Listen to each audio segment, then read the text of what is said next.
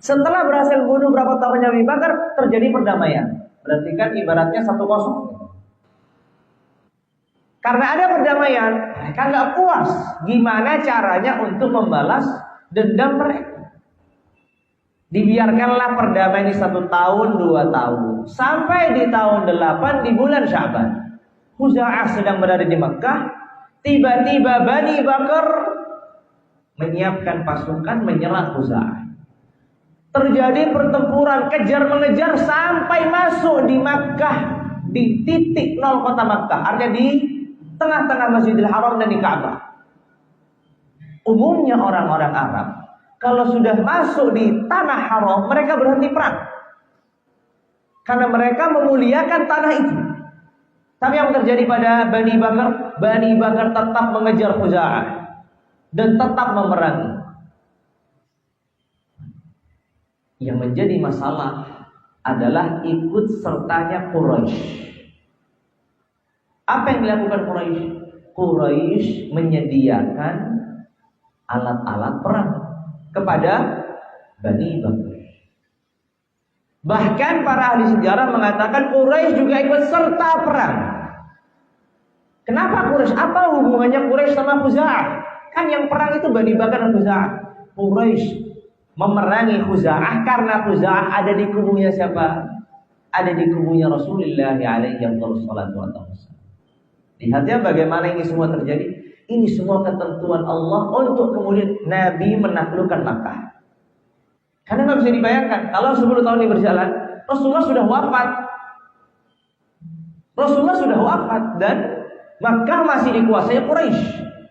Tapi inilah cara Allah untuk membatalkan perdamaian itu. Karena yang membatalkan duluan bukan Rasulullah tapi mereka. Bani Bakar yang loyalitasnya kepada Quraisy dan Quraisy yang menyediakan peralatan dan ikut serta dalam perang ini. Berarti mereka sendiri yang membatalkan perjanjian. Subhanallah. Ini kalau kita bayangkan, kalau tidak terjadi ini, entah apa yang terjadi, artinya Mekah tetap dikuasai Quraisy. Nabi juga wafat, Quraisy belum takluk dari Mekah.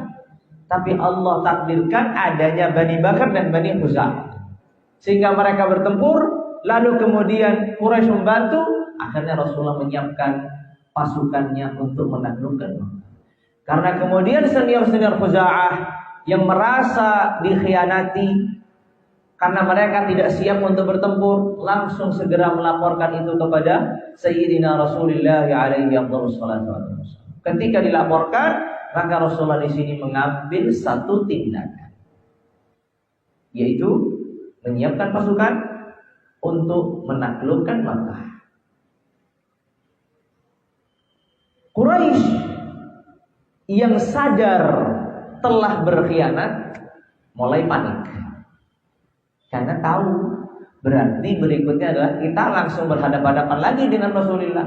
Yang tadinya sudah damai, terakhir kali pertemuan adalah pertemuan di Ahzab pada tahun 5 Hijriah. Dan mereka akhirnya juga tidak mendapatkan apa-apa dari perang Ahzab itu. Mundur, kalah, Allah Azza wa Jalla porak-porandakan mereka. Kali ini mereka harus menghadapi Rasulullah dengan kekuatan yang jauh lebih besar. Karena di masa terjadinya Sulh Hudaybiyah, banyak dari kabilah-kabilah datang mengumumkan keislamannya dan loyalitasnya kepada Nabi. Artinya pasukan Nabi sudah berlipat-lipat dari awalnya yang hanya sedikit. Tapi Sayyidina Rasulullah alaihi wasallam mempersiapkan pasukan untuk menaklukkan Makkah ini dalam diam.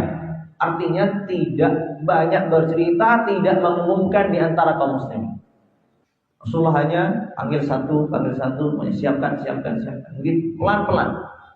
Karena Rasulullah ingin terjadinya penaklukan Makkah itu secara mengagetkan, tiba-tiba. Sehingga Quraisy tidak mempersiapkan apa-apa, sehingga mereka menyerah diri dan tidak ada pertumpahan darah di Mekah. Itu keinginan Rasulullah. Karena kalau sudah diumumkan, berarti Quraisy juga akan apa? Melakukan persiapan, penggalangan, kekuatan dan seterusnya. Artinya mau gak mau akan terjadi peperangan. Dan Rasulullah tidak ingin terjadi peperangan, apalagi di Mekah, yang itu negeri yang Allah Azza wa Jalla muliakan. Ketika Quraisy panik, khawatir, takut, cemas, Mereka kumpul dan bersepakat untuk mengirimkan Abu Sufyan bernegosiasi dengan Nabi. Dan kali ini Abu Sufyan sudah menjadi mertuanya Nabi. Karena ingat, Nabi sudah menikahi putrinya Abu Sufyan, Ummu Habibah. Makanya ada pintu masuknya nih, intinya kan. Mertua menghadap kepada menantu. Abu Sufyan datang. Di perjalanan dia bertemu dengan rombongan Khuza'ah. Abu Sufyan bertanya, kalian dari Rasulullah? Enggak. Karena Khuza'ah sudah berkomunikasi dengan Nabi dan sepakat untuk merahasiakan perjalanan Nabi ke Mekah. Sehingga Khuza'ah tidak mau apapun berita tentang Nabi tersebar. Kemudian Abu Sufyan melanjutkan perjalanan ke Madinah. Sampainya di Madinah, Abu Sufyan berjumpa dengan putrinya, Ummu Habibah, istrinya Nabi. Ketika masuk dipersilahkan. Tapi ketika Abu Sufyan mau duduk di kasurnya Nabi, digulunglah kasur itu oleh Ummu Habibah. Abu Sufyan ayahnya gitu, gimana? Maka kata Ummu Habibah radhiyallahu taala anha, kasur ini adalah miliknya Rasulullah. Sedangkan dirimu seorang musyrik yang najis. Bagaimana mungkin dirimu duduk di kasurnya Rasulullah alaihi wassalatu wassalam? Ini ketika iman melampaui batas kekerabatan dan darah ayahnya sendiri. Ini harus digarisbawahi. Bukan Islam mengajarkan durhaka kepada orang tua, bukan itu. Tapi Islam memberikan kedudukannya masing-masing.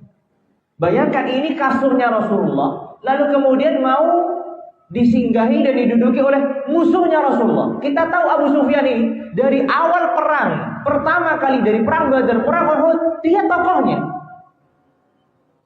Dan selalu selamat dalam peperangan. Di saat yang lain sudah mati, Abu Jahal siapa semua sudah tumbang, Abu Sufyan masih Allah berikan kesempatan untuk hidup dan selalu menjadi tokohnya musuh. Makanya jelas, maka Ummu Habibah tidak berikan kesempatan. Abu Sufyan duduk aja di lantai, dibiarkan. Lalu kemudian Abu Sufyan meminta kepada Rasulullah alaihi wasallam memperbarui perjanjian dan memperpanjang, mau diperpanjang lagi. Semua bertanya, memangnya ada apa? Dalam tanda kutip, pura-pura tidak tahu. Memangnya ada apa? Ada terjadi sesuatu di Makkah? Oh enggak, kita masih, kata Abu Sufyan, kita masih berpegang dengan perjanjian ini. Bohong dia.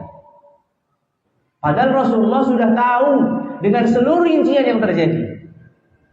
Bahkan sebelum Abu Sufyan datang, Rasulullah sudah mengabarkan kepada sahabatnya, sebentar lagi Abu Sufyan tiba. Dia akan minta diperbarui perjanjian dan diminta ditambah waktunya. Dan benar terjadi. Abu Sufyan masih di perjalanan, Rasulullah sudah tahu, tahu oleh Allah Jalla wa'ala. Akhirnya Abu Sufyan tidak mendapatkan pintu dari Rasulullah. Enggak, sesuai dengan perjanjian. Abu Sufyan datang ke Abu Bakar agar Abu Bakar menjadi perantara, bisa melobi Rasul. Abu Bakar menolak. Datang kepada Umar, Umar menolak, Utsman menolak, Ali menolak. Datang satu-satu.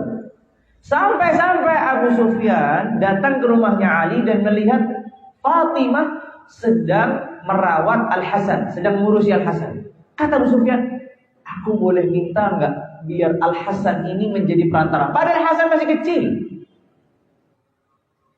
Karena itu usianya masih 4 tahun mungkin. Saking tidak dapat lagi orang yang bisa menjadi perantara, melobi Rasulullah alaihi wasallam. Tentu jawaban yang paling tegas dan pedas adalah jawabannya Umar. Kata Umar, aku memberikanmu syafaat, aku melobi Rasulullah. Kata Umar, demi Allah, kalau aku punya pasukan dari semut saja, aku akan perangi kalian. Umar, Kalau aku hanya pasukanku di semut,